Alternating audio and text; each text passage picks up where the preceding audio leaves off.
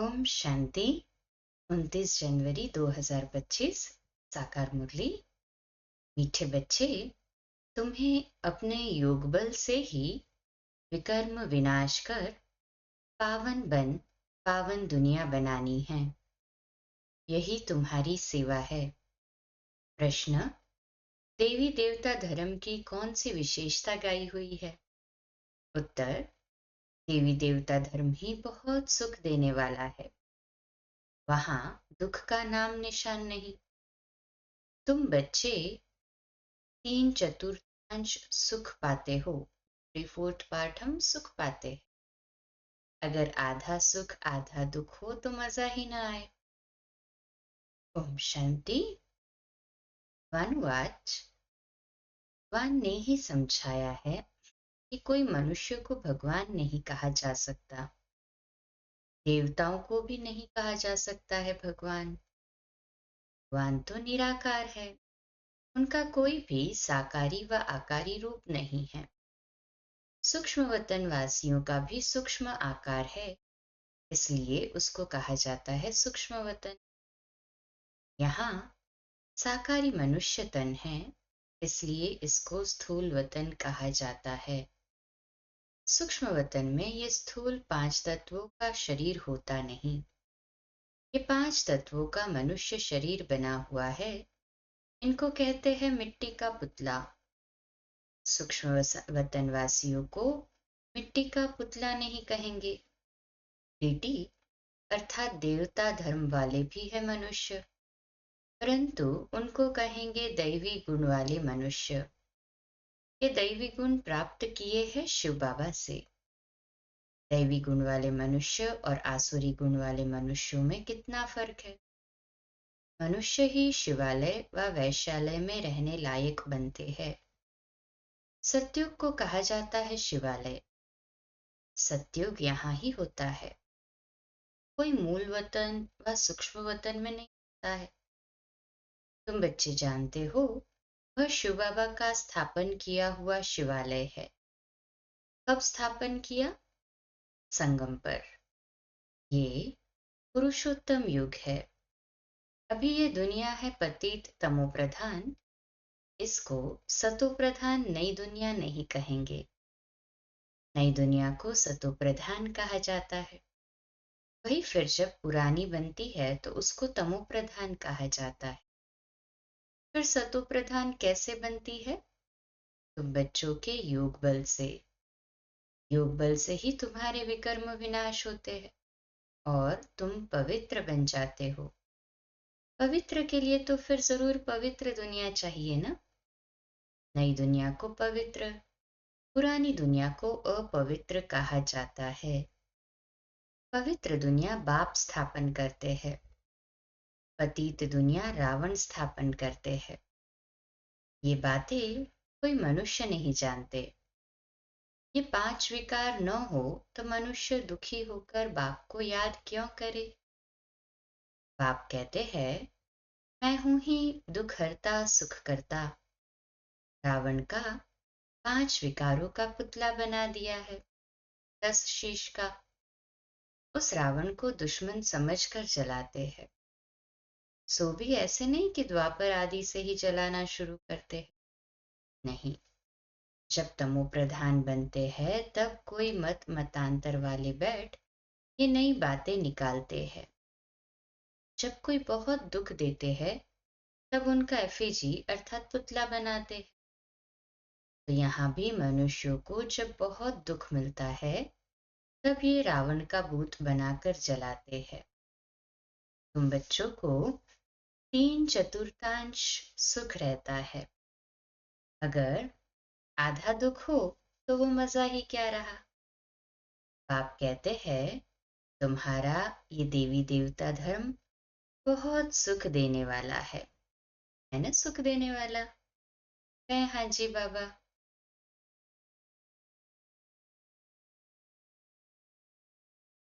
अगर आधा दुख हो तो फिर मजा ही क्या रहा। बाप कहते हैं, तुम्हारा ये देवी देवता धर्म बहुत सुख देने वाला है। सृष्टि तो अनादि बनी हुई है ना। ये कोई पूछ नहीं सकता कि सृष्टि क्यों बनी, फिर कब पूरी। ये चक्र फिरता ही रहता है। शास्त्रों में कल्प की आयु लाखों वर्ष लगा दी है। जरूर संगम युग भी होगा, जबकि सृष्टि बदलेगी। अभी जैसे तुम फील करते हो, ऐसे और कोई समझते नहीं। इतना भी नहीं समझते, बचपन में राधे कृष्ण नाम है, फिर स्वयंवर होता है। दोनों अलग अलग राजधानी के हैं। फिर उनका स्वयंवर होता है तो लक्ष्मी नारायण बनते। ये सब बात बाप समझाते हैं। बाप ही नॉलेजफुल है, ऐसे नहीं कि वह जानी जाननहार। अब बच्चे समझते हो, बाप को तो आकर नॉलेज देते हैं। नॉलेज पाठशाला में मिलती। पाठशाला में एम ऑब्जेक्ट तो जरूर होनी चाहिए ना। अभी तुम पढ़ रहे हो, छिछी दुनिया में राज्य नहीं कर सकते। राज्य करेंगे गुलगुल दुनिया में। राजयोग कोई सतयुग में थोड़ी ही सिखाएंगे। संगम युग पर ही बाप राजयोग सिखलाते हैं। ये बेहद की बात है। बाप कब आते हैं किसको भी पता नहीं। और अंधियारे में है ना। ज्ञान सूर्य नाम से जापान में वो लोग अपने को सूर्यवंशी कहलाते हैं। वास्तव में सूर्यवंशी तो देवताएं ठहरे। सूर्यवंशियों का राज्य सतयुग में ही था। गाया भी जाता है, ज्ञान सूर्य प्रगटा अज्ञान अंधेर विनाश। तो भक्ति मार्ग का अंधियारा विनाश। नई दुनिया सो पुरानी, पुरानी दुनिया सो फिर नई होती है। ये बेहद का बड़ा घर है। कितना बड़ा मांडवा है। सूर्य चांद सितारे कितना काम देते। रात्रि को बहुत काम चलता है। ऐसे भी कोई राजा लोग हैं जो दिन को सो जाते, रात को अपनी सभा आदि लगाते हैं, खरीदारी करते हैं। ये अभी तक भी कहाँ कहाँ चलता है। मिल्स आदि भी रात को चलती है, शिफ्ट में चलती है ना, अभी तो इंडस्ट्री। ये है हद के रात दिन। वह है बेहद की बात। ये बातें सिवाय तुम्हारे और किसी की भी बुद्धि में नहीं। शिव बाबा को भी जानते नहीं। बाप हर बात समझाते रहते हैं। ब्रह्मा के लिए भी समझाया है, प्रजापिता ब्रह्मा है। बाप जब सृष्टि रचते हैं तो जरूर किसमें प्रवेश करेंगे। पावन मनुष्य तो होते ही सतयुग में है। कलयुग में तो सब विकार से पैदा होते हैं, इसलिए पतित कहा जाता है। मनुष्य कहेंगे विकार बिगर सृष्टि कैसे चलेगी। अरे, देवताओं को तुम कहते हो संपूर्ण निर्विकारी। इतनी शुद्धता से उन्हों के मंदिर बनाते हैं। ब्राह्मण बिगर कोई को अंदर अलाउ नहीं करेंगे। वास्तव में इन देवताओं को विकारी कोई टच कर नहीं सकता। परंतु आजकल तो पैसे से ही सब कुछ होता है। कोई घर में मंदिर आदि रखते हैं तो भी ब्राह्मण को ही बुलाते हैं। अब विकारी तो वो ब्राह्मण भी है ना, सिर्फ नाम ब्राह्मण है। ये तो दुनिया ही विकारी है। तो पूजा भी विकारियों से होती है। निर्विकारी कहाँ से आए। निर्विकारी होते ही है सतयुग में। ऐसे नहीं कि जो विकार में नहीं जाते उनको निर्विकारी कहें। शरीर तो फिर भी विकार से पैदा हुआ है ना। बाप ने एक ही बात बताई है कि ये सारा रावण राज्य है। राम राज्य में है संपूर्ण निर्विकारी, रावण राज्य में है विकारी। सतयुग में पवित्रता थी तो पीस प्रॉस्पेरिटी थी। तुम दिखला सकते हो सतयुग में लक्ष्मी नारायण का राज्य था ना। वहां पांच विकार होते नहीं। वह है ही पवित्र राज्य जो भगवान स्थापन करते हैं। भगवान पतित राज्य थोड़े ही स्थापन करते। सतयुग में अगर पतित होते तो पुकारते ना। वहां तो कोई पुकारते ही नहीं। सुख में कोई याद नहीं करते, परमात्मा की महिमा भी करते हैं। सुख के सागर, पवित्रता के सागर, कहते भी है शांति। अब सारी दुनिया में शांति मनुष्य कैसे करेंगे? शांति का राज्य तो एक स्वर्ग में है ना? जब कोई आपस में लड़ते हैं तो सुलह अर्थात शांति कराना होता है। वहां तो है ही एक राज्य, सतयुग में। आप कहते हैं इस पुरानी दुनिया को ही अब खत्म होना है। इस महाभारत लड़ाई में सब विनाश होते हैं। विनाश काले विपरीत बुद्धि, अक्षर भी लिखा हुआ है। बरोबर पांडव तो तुम हो ना, तुम हो रूहानी पंडित, सबको मुक्ति धाम का रास्ता बताते हो। वह है आत्माओं का घर, शांति धाम। ये है दुख धाम। अब बाप कहते हैं इस दुख धाम को देखते हुए भी भूल जाओ। बस अभी तो हमको शांति धाम में जाना है। ये आत्मा कहती है, आत्मा रियलाइज करती, आत्मा को स्मृति आई है कि मैं आत्मा हूं। बाप कहते हैं मैं जो हूं जैसा हूं, और तो कोई समझ न सके। तुमको ही समझाया है मैं बिंदी हूं। तुम्हें ये घड़ी घड़ी बुद्धि में रहना चाहिए कि हमने 84 का चक्र कैसे लगाया है। इसमें बाप भी याद आएगा, घर भी याद आएगा, चक्र भी याद आएगा। इस वर्ल्ड की हिस्ट्री ज्योग्राफी को तुम ही जानते हो। कितने खंड है, कितनी लड़ाई आदि लगी। सतयुग में लड़ाई आदि की बात ही नहीं। कहाँ राम राज्य, कहाँ रावण राज्य। बाप कहते हैं अभी तुम जैसे कि ईश्वरीय राज्य में हो, क्योंकि ईश्वर यहाँ आया है राज्य स्थापन करने। ईश्वर खुद तो राज्य करते नहीं, खुद राजा ही लेते नहीं, निष्काम सेवा करते हैं। ऊंचते ऊंच भगवान है सब आत्माओं का बाप। बाबा कहने से एकदम खुशी का पारा चढ़ना चाहिए। अतीन्द्रिय सुख तुम्हारी अंतिम अवस्था का आया हुआ। जब इम्तिहान के दिन नजदीक आते हैं उस समय सब साक्षात्कार होते हैं। अतीन्द्रिय सुख भी बच्चों को नंबरवार है। कोई तो बाप की याद में बड़ी खुशी में रहते हैं। तुम बच्चों को सारा दिन यही फीलिंग रहे कि ओहो बाबा, आपने हमें क्या से क्या बना दिया। आपसे कितना न हमें सुख मिलता है। बाप को याद करते प्रेम के आंसू आ जाते हैं। कमाल है, आप आकर के हमको दुख से छुड़ाते हो, विषय सागर से क्षीर सागर में ले चलते हो। सारा दिन यही फीलिंग रहनी चाहिए। बाप जिस समय तुमको याद दिलाते हैं तो तुम कितने गदगद होते हो। शिव बाबा हमको राजयोग सिखला रहे हैं। बरोबर शिवरात्रि भी मनाई जाती है, परंतु मनुष्यों ने शिव बाबा के बदले श्री कृष्ण का नाम दामी दे दिया है। ये बड़े तिबड़ी एकज भूल है। नंबर 1 गीता में ही भूल कर दी। ड्रामा ही ऐसा बना हुआ है। बाप आकर ये भूल बताते हैं कि पतित पावन मैं हूँ और श्री कृष्ण। तुमको मैंने राजयोग सिखलाए, मनुष्य से देवता बनाया। गायन भी मेरा है ना। अकाल मूर्त अजूनी श्री कृष्ण की महिमा थोड़ी ही कर सकते हैं। वह तो पुनर्जन्म में आने वाला है। बच्चों में भी नंबरवार है। जिनकी बुद्धि में ये सब बातें रहती है, ज्ञान के साथ चलन भी अच्छी चाहिए।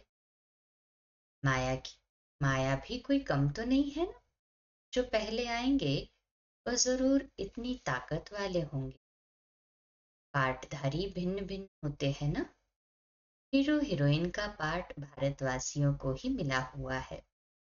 तुम सबको रावण राज्य से छुड़ाते हो। श्रीमत पर तुमको इतना बल मिलता है। माया भी बड़ी दुष्टर है। चलते चलते धोखा दे देती है। बाबा प्यार का सागर है तो तुम बच्चों को भी बाप समान प्यार का सागर बनना है।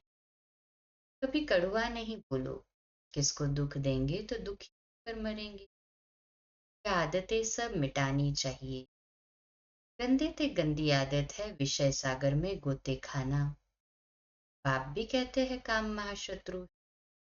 इतनी बच्चियां मार खाती है। कोई कोई तो बच्ची को कह देंगे भल पवित्र बनो। अरे पहले खुद तो पवित्र बनो। बच्ची दे दी खर्चे आदि के बोझ से और ही छूटा, क्योंकि समझते हैं पता नहीं इनकी तकदीर में क्या है। पर भी कोई सुखी मिले या न मिले। आजकल तो खर्चा भी बहुत लगता है ना। गरीब लोग तो झट दे देते हैं, कोई को फिर मोह रहता है। आगे एक भीलनी आती थी, उनको ज्ञान में आने नहीं दिया क्योंकि जादू का डर था। भगवान को जादूगर भी कहते हैं ना। रहम दिल भी भगवान को ही कहेंगे, श्री कृष्ण को थोड़ी ही कहेंगे। रहम दिल वह जो बेरहमी से छुड़ाए। बेरहमी है रावण। पहले पहले है ज्ञान। ज्ञान भक्ति और वैराग्य। ऐसे नहीं कि भक्ति ज्ञान फिर वैराग्य कहेंगे। ज्ञान का वैराग्य थोड़ी कह सकते हैं। बाबा कहते हैं पहले भक्ति हाँ हुई, फिर बाद में वैराग्य, परंतु ज्ञान का वैराग्य नहीं होता है, भक्ति का वैराग्य करना होता है। इसलिए ज्ञान ही वैराग्य। ज्ञान मिला फिर का वैराग्य, ये राइट अक्षर है। बाप तुमको बेहद का अर्थात पुरानी दुनिया का वैराग्य कराते हैं। सन्यासी तो सिर्फ घर बार से वैराग्य कराते हैं। ये भी ड्रामा में नोंद है। मनुष्यों की बुद्धि में बैठता ही नहीं।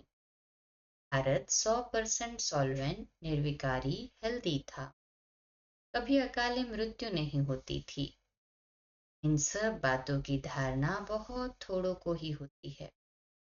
जो अच्छी सर्विस करते हैं वह बहुत साक्षात्कार, हाँ, जो बहुत अच्छी सर्विस करते हैं बाबा कहते हैं बहुत साहूकार बने।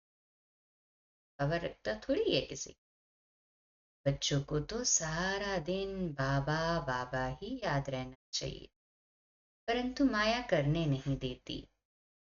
बाप कहते हैं सतो प्रधान बनना है तो चलते फिरते खाते मुझे याद करो।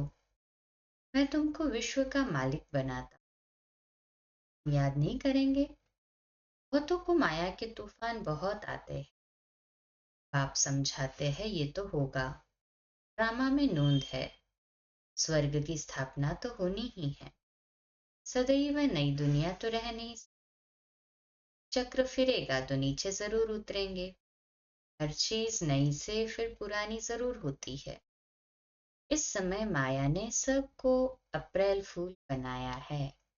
गुल फूल बना रही है माया।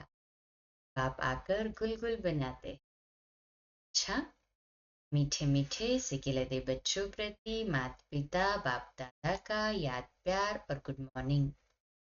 रूहानी बाप की रूहानी बच्चों को याद प्यार, गुड मॉर्निंग और नमस्ते। हम रूहानी बच्चों की रूहानी माता पिता बाप दादा को याद प्यार, गुड मॉर्निंग और नमस्ते। वाह बाबा वाह, शुक्रिया बाबा शुक्रिया। धारणा के लिए मुख्य सार है पहली पॉइंट, बाप समान प्यार का सागर बनना। कभी किसी को दुख नहीं देना है। कड़वे बोल नहीं बोलने हैं। गंदी आदतें मिटा देनी हैं। दूसरी पॉइंट है बाबा से मीठी मीठी बातें करते इसी फीलिंग में रहना है कि ओहो बाबा, आपने हमें क्या से क्या बना दिया। आपने हमें कितना सुख दिया है। बाबा क्षीर सागर में ले चलते हो। सारा दिन बाबा बाबा याद। आज का मीठा वरदान है सर्व संबंध और सर्व गुणों की अनुभूति से संपन्न बनने वाले संपूर्ण मूर्त भव।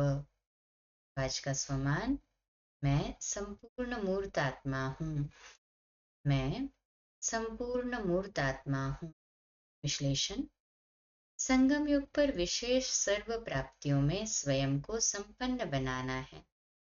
इसलिए सर्व खजाने, सर्व संबंध, सर्व गुण और कर्तव्य को सामने रख चेक करो कि सर्व बातों में अनुभवी बने हैं। यदि किसी भी बात के अनुभव की कमी है तो उसमें स्वयं को संपन्न बनाओ। एक भी संबंध व गुण की कमी है, संपूर्ण स्टेज व संपूर्ण कहला सकते। इसलिए बाप के गुणों व अपने आदि स्वरूप के गुणों का अनुभव करो, तब संपूर्ण मूर्त बनेंगे। स्लोगन है, जोश में आना भी मन का रोना है। अब रोने का फाइल खत्म करो। अपनी शक्तिशाली मनसा द्वारा सकाश देने आज की व्यक्त इशारा है। मनसा सेवा करने के लिए सर्व शक्तियों को अपने जीवन का अंग बना लो। ऐसे बाप समान परफेक्ट बनो जो अंदर कोई डिफेक्ट न हो। तब श्रेष्ठ संकल्पों की एकाग्रता द्वारा अर्थात मनसा द्वारा स्वतः सकाश फैलेगी। अच्छा, कम बोलो, धीरे बोलो, मीठा बोलो, सत्य बोलो, सोच समझकर बोलो। निमित्त भाव, निर्माण भाव, निर्मल वाणी। आज का नया दिन आप सभी को मुबारक हो, मुबारक हो, मुबारक हो। शुभ दिवस। ओम शांति।